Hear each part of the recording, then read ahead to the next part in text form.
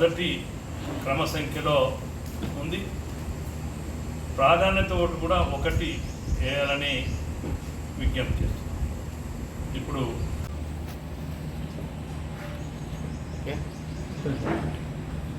మిత్రులందరికీ నమస్తే. ముందుగా వరంగల్, ఖమ్మం, నల్గొండ పట్టభద్రుల నియోజకవర్గం నుంచి భారతీయ జనతా పార్టీ అభ్యర్థిగా పోటీ చేస్తున్నాను. మీ అమూల్యమైన ఓటును బ్యాలెట్ పేపర్లో సీరియల్ నెంబర్ 1 పక్కన 1 అని వేసి మొదటి ప్రాధాన్యత ఓటుతో మంచి మెజార్టీతో గెలిపించాలని చెప్పి మీ అందరికీ కూడా నేను సవినయంగా మనవి చేస్తున్నాను. ఎన్నిక 27వ తేదీ ఉదయం 8 గంటల నుంచి 4 గంటల వరకు పోలింగ్ జరుగుతుంది. తప్పక మీరందరూ ఓటు వినియోగించుకోవాలని మీ అందరికీ కూడా నేను సవినయంగా విజ్ఞప్తి చేస్తున్నాను. అదేవిధంగా అసలు ఈ ఎన్నిక ఎందుకు వచ్చింది? ఇది ఉప ఎన్నిక. అంటే ఒక వ్యక్తి యొక్క రాజకీయ స్వార్థం కోసం ఈ ఎన్నిక వచ్చింది. ఎంతో మరి అమూల్యమైన యొక్క పట్టభద్రులు ఈ మొత్తం మన యొక్క ఈ 5 పార్లమెంట్లో కలిపి సుమారు 1 కోటి మంది సాధారణ ఓటర్స్ ఉంటారు. కానీ పట్టభద్రులు 4,63,000 మంది. ఇంతటి ప్రాధాన్యత కలిగిన నిరుద్యోగి నుంచి ఐఏఎస్, ఐపీఎస్ ఆఫీసర్స్ కూడా ఓటర్స్ ఉంటారు. అటువంటి ఒక గ్రాడ్యుయేట్ కాన్స్టిట్యున్సీలో పోటీ చేసి ఏం కారణం లేకుండా ఇవాళ రాజీనామా చేసి గ్రాడ్యుయేట్లను అవమానపరిచిన యొక్క పల్లా రాజేశ్వర్ రెడ్డి ముందు తను ఓటు అడిగే ముందు సమాధానం చెప్పాలి. బీఆర్ఎస్ పార్టీ కానీ ఆయన కానీ వ్యక్తిగతంగా ఇది ప్రజల మీద రుద్దిన యొక్క ఎన్నిక. నీకు అంటే పట్టభద్రులు అంటే అంత చులకననా? నిన్ను గెలిపిస్తే పూర్తి టర్మ్ కోసం గెలిపిస్తే మధ్యలోనే రాజీనామా చేసిపోతావు. నీకు ఎమ్మెల్యే మీద అంటే స్టాండ్ బై ఉపయోగించుకున్నాడు కేవలం పట్టభద్రులు. కాబట్టి పట్టభద్రులారా, ఇటువంటి వ్యక్తులకు శక్తులకు తగిన సమాధానం చెప్పాలని చెప్పి నేను విజ్ఞప్తి చేస్తున్నాను. రెండో విషయం, బీఆర్ఎస్ పార్టీ అనేది ఆ పార్టీలో గెలిచిన ఎమ్మెల్యేలే ఉంటలేరు. ఆ పార్టీలో కొంతమంది బయలు ఒక ఆయన అయితే టికెట్ ఇచ్చినాక పార్టీ ఓడిపోతుందని చెప్పి వేరే పార్టీలో పోయి పోటీ చేసి, కానీ అటువంటి పార్టీకి మళ్ళీ ఓటేస్తే ఎటువంటి పరిస్థితి ఉంటుందో ఆలోచించవలసిందిగా నేను మనం చేస్తున్నాను. అదేవిధంగా కాంగ్రెస్ పార్టీకి సంబంధించి అంటే ఇది పార్టీలు కూడా బీఫామ్ ఇచ్చినాయి కాబట్టి నేను మాట్లాడుతున్నా. ఏ పార్టీ ఏ అభ్యర్థి గురించి ఆలోచించాలి. కాంగ్రెస్ పార్టీ కూడా 5 సంవత్సరాలలో వాళ్ళ ప్రభుత్వ తీరు తెలిసే యొక్క స్థితిలో 5 నెలలనే వాళ్ళ యొక్క ప్రజల విశ్వసనీయత కోల్పోయింది. 500 రూపాయలు బోనస్ ఇస్తా ప్రతి క్వింటల్ వాట్లకు అన్నాడు. కానీ ఎన్నికలలో గెలిచినాక ఇప్పుడు ఓన్లీ సన్నవడ్లకే ఇస్తా అంటే ఇది మోసం కాదా అని అడుగుతుంది. ఇది దగా కాదా? రైతులను చీట్ చేయడం కాదా? అదేవిధంగా గత ప్రభుత్వం నిరుద్యోగ భృతి ఇస్తా అన్నది, ఈ ప్రభుత్వం ఇస్తూ ఉన్నాడు. ఇంతవరకు దాని మీద అతి లేదు గతి. జీవో నంబర్ 46 గత ప్రభుత్వం తీసుకొస్తే ఈ ప్రభుత్వం రద్దు చేస్తామని వాగ్దానం చేసింది అసెంబ్లీలో, కానీ ఇంతవరకు దాని మీద ఏం మాట్లాడతలేదు. జీవో నంబర్ 317 భార్యాభర్తలను విడదీసినటువంటి యొక్క జీవో, దాన్ని మేము ఇచ్చేస్తామని చెప్పి, కానీ ఇంతవరకు ఏం మాట్లాడతాం. 2 లక్షల ఉద్యోగాలలో జాబ్ క్యాలెండర్ ప్రకటిస్తా అన్నాడు. జాబ్ క్యాలెండర్ ఏం లేదు.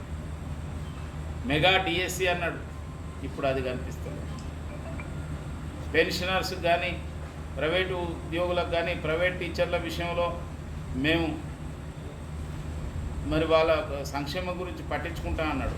కానీ వాళ్ళ ప్రధానమైన యొక్క డిమాండ్ హెల్త్ కార్డు మరి ఇవ్వాలని చెప్పి నేను ఈ సందర్భంగా డిమాండ్ చేస్తున్నాను. అదేవిధంగా వాళ్ళకు ఒక గుర్తింపు కార్డు ఇవ్వాలి.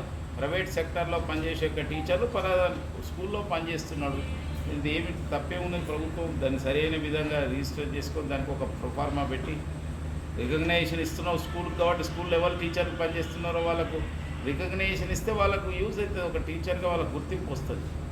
ఇది ఇవ్వాలని నేను డిమాండ్ చేస్తున్నాను. లేదంటే మీకోసం ఈ సమస్య పైన నేను పోరాటం చేస్తానని. ఫీజు రీఎంబర్స్మెంట్ విషయం కానీ, అదేవిధంగా స్కాలర్షిప్స్ 3 ఏళ్ల నుంచి పెండింగ్లో ఉన్నాయి. ఈ స్కాలర్షిప్స్ రిలీజ్ చేస్తున్నాయి. గత ప్రభుత్వం రిలీజ్ చేయలేదు, ఈ ప్రభుత్వం వచ్చి 5 నెలలు అయిపోయింది, ఇంతవరకు రిలీజ్ చేయలేదు. ఈ సమస్యలన్నిటి పట్ల నేను పోరాటం చేస్తానని, ముఖ్యంగా ఈ ప్రభుత్వం ఏదైతే చెప్పిన మాటలు చేసిన వాగ్దానాలు నెరవేర్చాలని నేను తప్పక మీ పక్షాన ఉంటానని, నిలబడే ఒక అభ్యర్థి అది గెలిచినా ఓడినా ఒకటే, ఎందుకంటే గుంపులో గోవింద. అధికార పార్టీ అభ్యర్థి గెలిచినా ఓడినా ఇప్పుడున్న రాష్ట్ర ప్రభుత్వానికి వచ్చే ఇబ్బంది లేదు.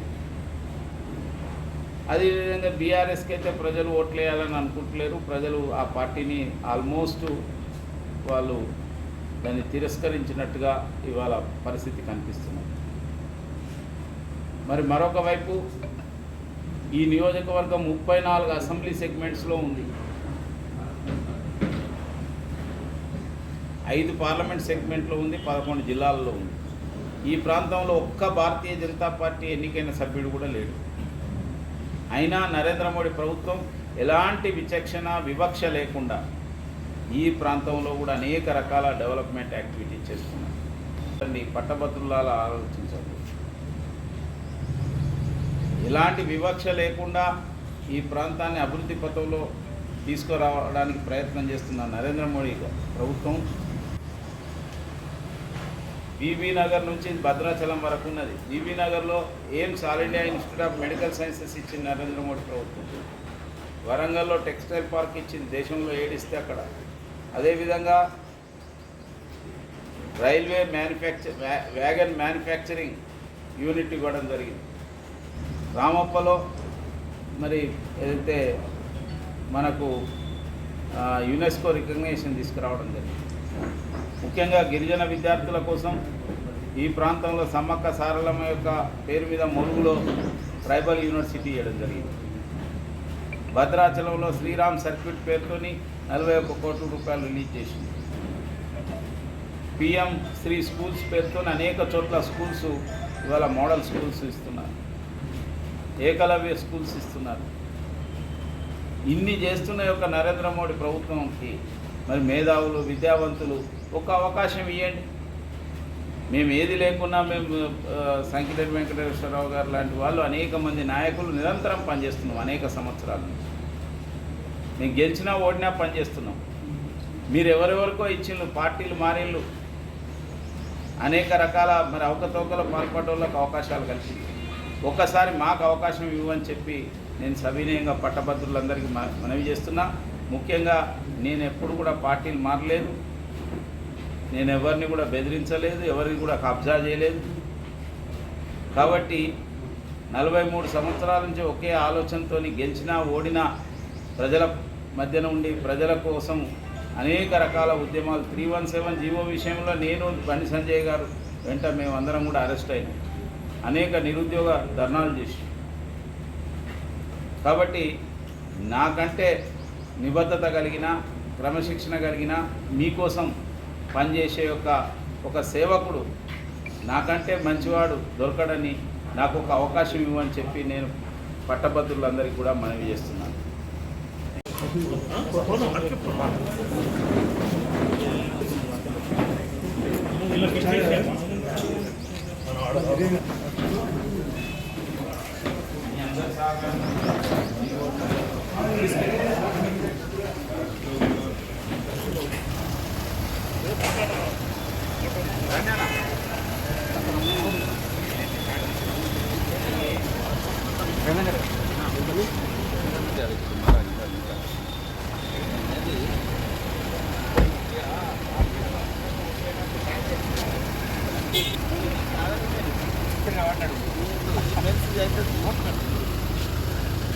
ఏ సైడ్